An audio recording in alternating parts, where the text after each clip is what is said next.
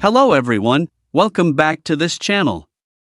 In this video, I will show you the easy and clear steps on how to change name in Slack app application. So how to change name in Slack app? Make sure you keep watching this video until the end.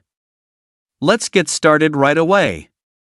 Firstly, open the Slack app on your Android device. This is the initial screen of the Slack app. Next, tap the profile icon at the top right of the screen.